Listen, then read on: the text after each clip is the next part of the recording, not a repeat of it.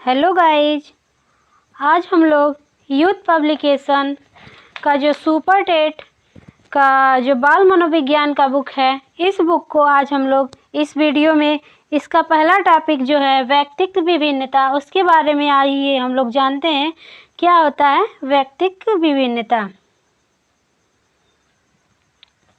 तो व्यक्तित्व विभिन्नता के बारे में आइए जान लेते हैं। तो प्रकृति में कोई भी दो व्यक्ति एक जैसे नहीं होते हैं, उसी को व्यक्तित्व विभिन्नता कहते हैं। व्यक्तित्व विभिन्नता का सिद्धांत ये है कि एक समान आयु के बालकों में भी परस्पर भिन्नता पाई जाती है। बालकों का विकास और वृद्धि उनकी अपनी व्यक्तिगतता के अनुरूप होती है, उसको ही व्यक्तित्व विभिन्नता कहते हैं। अर्थात हम व्यक्तित्व विभिन्नता वह होती है जो कोई भी तो व्यक्तित्व विभिन्नता से तात्पर्य रंग, रूप, शारीरिक गठन, स्वभाव तथा रुचि आदि गुणों में भिन्न होने से है। व्यक्तित्व विभिन्नता का सर्वप्रथम अध्ययन सर फ्रांसिस गाल्टन ने किया। उन्होंने 1869 में हेरिडिटी जीनियस नामक पुस्तक में व्यक्तिगत विभिन्नताओं का वैज्ञानिक दृष्टिकोण से विवेचन किया। व्यक्तित्व विभिन्नता से अभिप्राय प्रत्येक व्यक्ति में जैविक, मानसिक, सांस्कृतिक, संवेगात्मक अंतर से है। कोई भी दो व्यक्ति जो होता है एक समान नहीं होता, यहाँ तक कि जुड़वा बच्चे में भी असमानता पाई जाती है। स्किनर का कहना है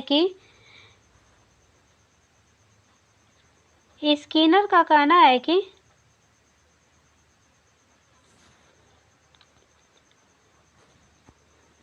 व्यक्तिगत विभिन्नताओं से हमारा तात्पर्य व्यक्तित्व के उन सभी पहलुओं से है जिसका माप किया जा सकता है। यह कथन स्किनर महोदय का है। अगला है जेम्स ड्रेवर क्या कहते हैं।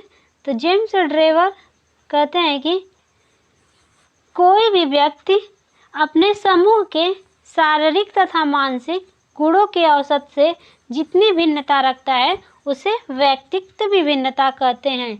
ये जेम्स ड्रेवर के अनुसार व्यक्तित्व विभिन्नता की परिभाषा दिए हैं जेम्स ड्रेवर ने। आइए हम लोग जान लेते हैं टायलर महोदय का क्या कहना है। तो शरीर के आकार और स्वरूप, शारीरिक कार्यों संबंधित क्षमताओं, बुद्धि, उपलब्धि, ज्ञान, रुचियों, अभिवृत्तियों और व्यक्तित्व के लक्षणों में माप की जा सकने वाली विभिन्नताओं की उपस्थिति सिद्ध हो चुकी है, यह टायलर महोदय का कहना है। आइए जान लेते हैं व्यक्तित्व विभिन्नताओं के क्षेत्र क्या क्या हैं। तो व्यक्तित्व विभिन्नताओं के क्षेत्र के बारे में जान लेते हैं। पहले तो जान लेते हैं व्यक्तित्व विभिन्नताओं के प्रकार। तो बुद्धि स्तर पर आधारित विभिन्नता भी होती है, शारीरिक विकास में विभिन्नता पाई जाती है, उपलब्धि में विभिन्नता पाई जाती है, अभिवृत्ति में विभिन्नता पाई जाती है, व्यक्तित्व में विभिन्नता पाई जाती है, गत्यात्मक योग्यता में विभिन्नता पाई जाती है, लिंग में विविधता पाई जाती है, जाति या राष्ट्र संबंधित विभिन्नता पाई जाती है, सामाजिक विभिन्नता पाई जाती है, संवेगात्मक भिन्नता पाई जाती है, विशिष्ट योग्यता में विभिन्नता पाई जाती है। आइए जान लेते हैं कि व्यक्तित्व विभिन्नताओं के क्षेत्र क्या क्या हैं। तो शारीरिक क्षेत्र में आ जाएगा शारीरिक विभिन्नता या गत्यात्मक योग्यता भिन्नता। अगला है मानसिक क्षेत्र में।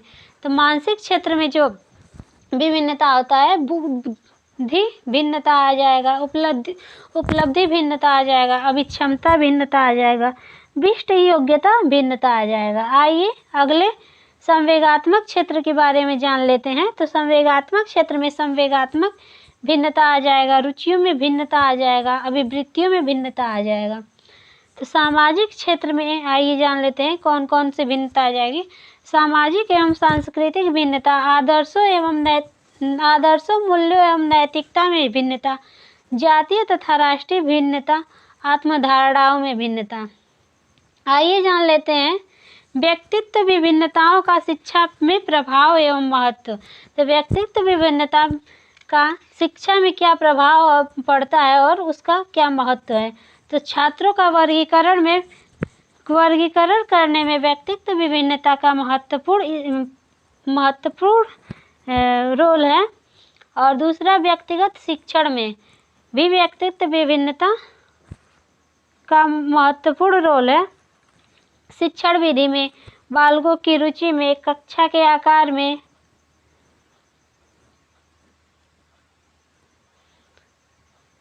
पाठ्यक्रम का विभिन्नीकरण में, बालकों को गृह कार्य वितरण में, और अगला है बालकों की रुचियों का विकास करने में। 9वां है लिंग भेद के अनुसार शिक्षा के स्वरूप निर्धारण में। आइए जान लेते हैं व्यक्तिगत भिन्नता के प्रमुख कारण हैं। तो व्यक्तिगत भिन्नता के प्रमुख कारण वंशानुक्रम है, वातावरण है, जाति प्रजाति व देश, आयु व बुद्धि आदि। आइए जान लेते हैं व्यक्तिगत विभिन्नताओं पर आधारित शिक्षण विधियों। तो व्यक्तिगत भिन्नताओं पर आधारित शिक्षण विधि प्रोजेक्ट विधि है, प्रोजेक्ट प्रणाली है और डाल्टन प्रणाली है। आइए जान लेते हैं प्रोजेक्ट प्रणाली के जो जन्मदाता हैं वो किलपैट्रिक हैं। डाल्टन प्रणाली के जन्मदाता मिस हेलन पार्कहर्स्ट को हैं। किंडरगार्टन प्रणाली के जन्मदाता फ्रॉवेल है। किंडरगार्टन प्रणाली की शिक्षा दी जाती है तो खेल द्वारा दी जाती है। आइए स्मृति के बारे में जान लेते हैं। तो स्मृति क्या है? पूर्व समय में सीखी हुई बातों को याद रखना ही स्मृति कहलाती है, ये वुडवर्थ का कहना है। आइए जान लेते हैं कि मैकडूगल क्या कहते हैं स्मृति के बारे में। तो स्मृति से तात्पर्य अतीत की घटनाओं की कल्पना करना और इस तथ्य को पहचान लेना कि ये अतीत के अनुभव है, ये मैकडूगल का कहना है। आइए जान लेते हैं संवेदी स्मृति होती है। तो संवेदी स्मृति 4 सेकंड तक की होती है और जो अल्पकालीन स्मृति होती है वो 20 सेकंड तक होती है। स्मृति की सर्वश्रेष्ठ प्रणाली कौन सी है? तो स्मृति की सर्वश्रेष्ठ प्रणाली पहचानना है। स्मृति पर सर्वप्रथम प्रयोग एबिंगहास ने किया है। आइए जान लेते हैं स्मृति के कितने प्रकार हैं। तो व्यक्तिगत स्मृति होता है, अव्यक्तिगत स्मृति होता है, तात्कालिक स्मृति होता है, स्थायी स्मृति होता है, सक्रिय स्मृति होता है, निष्क्रिय स्मृति होता है, रटन स्मृति होता है, तार्किक स्मृति होता है, सच्ची अथवा शुद्ध स्मृति होता है, आदत स्मृति होता है, मनोवैज्ञानिक स्मृति होता है, शारीरिक स्मृति होता है, इंद्रिय अनुभव स्मृति। ये सभी स्मृति के प्रकार हैं। आइए जान लेते हैं स्मृति के आधार अथवा अंग। तो स्मृति के 4 अंग या चरण हैं। पहला है सीखना, लर्निंग, दूसरा है धारण करना, तीसरा है पुनः स्मरण करना, चौथा है पहचान करना। तो ये स्मृति के 4 अंग या चरण हैं। स्मृति का अंग नहीं है तो चिंतन जो है वो स्मृति का अंग नहीं है। आइए अगला देखते हैं क्या करा है। अच्छी स्मृति की विशेषता क्या है? तो शीघ्र अधिगम अच्छी स्मृति की विशेषता है। शीघ्र अधिगम, शीघ्र स्मरण, शीघ्र पहचान, अनावश्यक बातों की विस्मृति, ये अच्छी स्मृति की विशेषता है। वास्तविक स्मृति में याद किया जाता है तो क्रमबद्ध रूप से, वास्तविक स्मृति में क्रमबद्ध रूप से याद किया जाता है। पुनः स्मृति में बाधा उत्पन्न करती है तो भय, चिंता, परेशानी, ये पुनः स्मृति में बाधा उत्पन्न करती है। आइए जान लेते हैं कि स्मृति चिन्ह क्या होता है। तो सीखी हुई कोई भी क्रिया मस्तिष्क में जब अंकित हो जाती है तो उसे स्मृति कहते हैं या स्मृति चिन्ह कहते हैं। सीखी हुई कोई भी क्रिया मस्तिष्क में जब अंकित हो जाती है तो उसे स्मृति चिन्ह कहते हैं। अच्छी स्मृति की सबसे प्रमुख विशेषता क्या है? तो अच्छी स्मृति की सबसे महत्वपूर्ण विशेषता है शीघ्र याद करना, अर्थात जो भी चीज जिसको शीघ्र याद हो जाएगा उसकी अच्छी स्मृति है। आइए जान लेते हैं कि स्मृति करने की विधियां क्या क्या हैं। तो स्मृति करने की विधियां जो है वो संकलित या शांतराल विधि, पूर्ण तथा अंश विधि, तीसरा है प्रगतिशील विधि, चौथा है सस्वर विधि, पांचवा है निरीक्षण विधि, छठवां है आनुषंगिक तथा अभिप्रेत विधि। आइए जान लेते हैं अच्छी स्मृति के लक्षण या फिर विशेषताएं। तो जो अच्छी स्मृति के लक्षण और विशेषताएं निम्न है।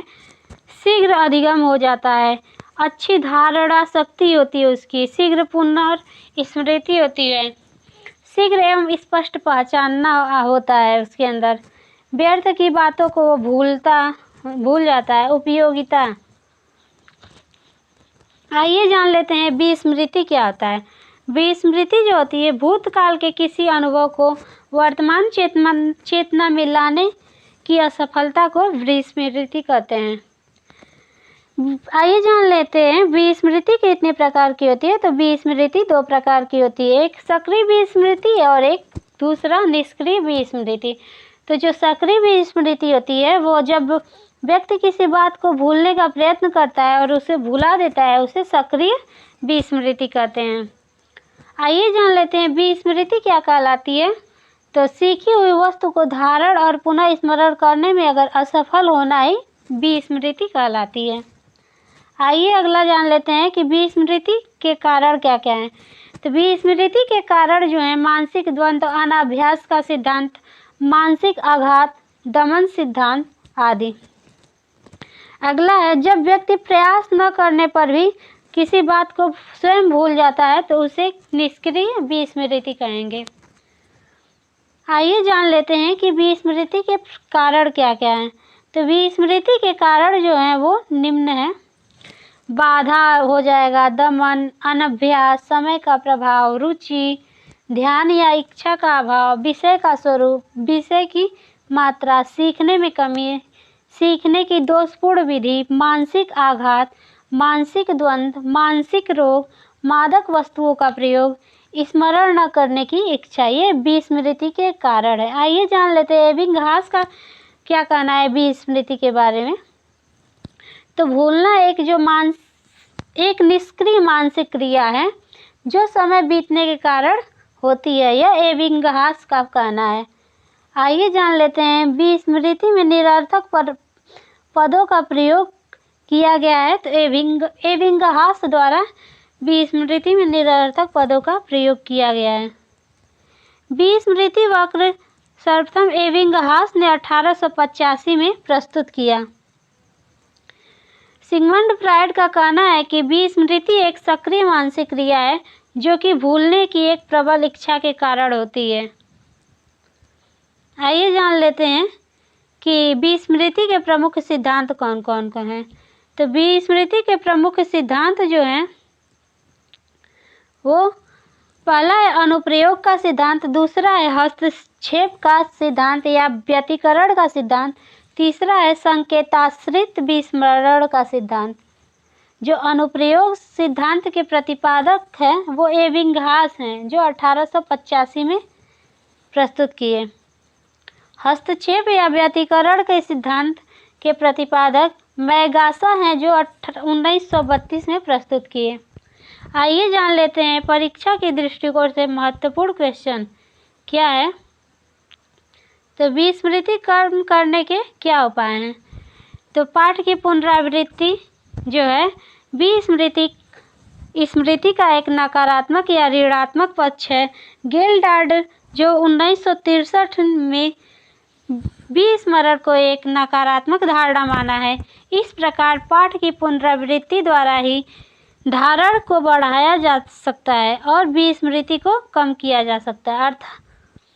आइए अगले क्वेश्चन को देखते हैं क्या क्वेश्चन कहता है जो एग्जाम के दृष्टिकोण से बहुत ही महत्वपूर्ण है। सीखी हुई बात को स्मरण रखने या पुनः स्मरण करने की असफलता क्या कहलाती है।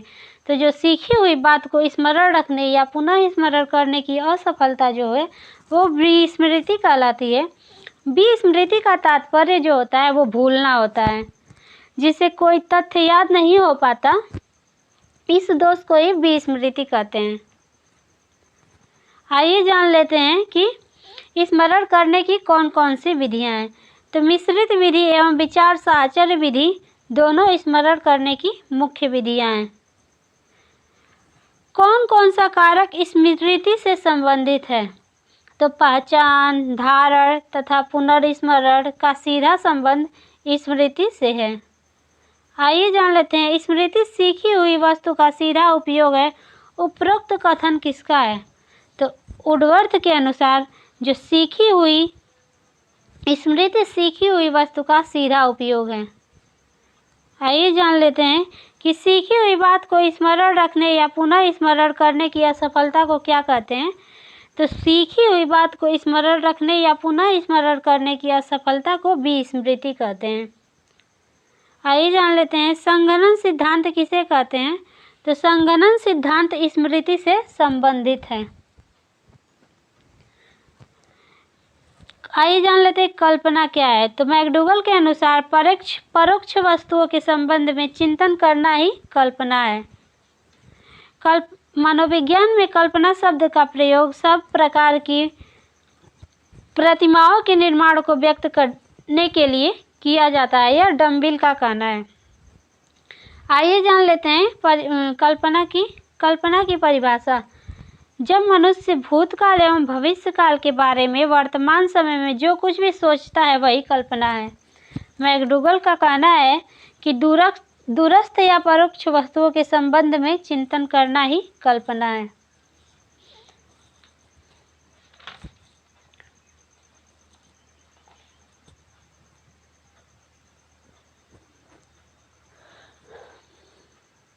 आइए जान लेते हैं कल्पना के प्रकार।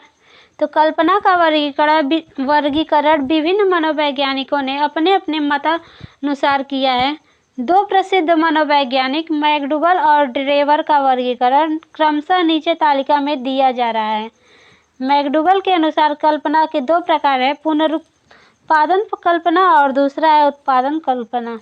जो उत्पादन कल्पना के दो प्रकार है, रचनात्मक और सृजनात्मक। जो पुनरुत्पादक कल्पना होता है, इस कल्पना में जो स्मृति द्वारा गत अनुभव की प्रतिमाओं को ज्यों क्या तो चेतना में लाने का प्रयत्न किया जाता है। जैसे बालक जब किसी सुनी हुई पुरानी कहानी को यथासंभव कल्पना के सहारे उसी रूप में अभिव्यक्त करने का प्रयत्न करता है तो उसे पुनरुत्पादन कल्पना कहते हैं। आइए जान लेते हैं उत्पादन कल्पना क्या होता है। तो उत्पादक कल्पना होता है, इस प्रकार की कल्पना में गत अनुभव एवं प्रतिमाओं को एक नवीन क्रम में या नवीनता के साथ प्रस्तुत किया जाता है और इस कल्पना के दो उपयोग है, रचनात्मक और सृजनात्मक।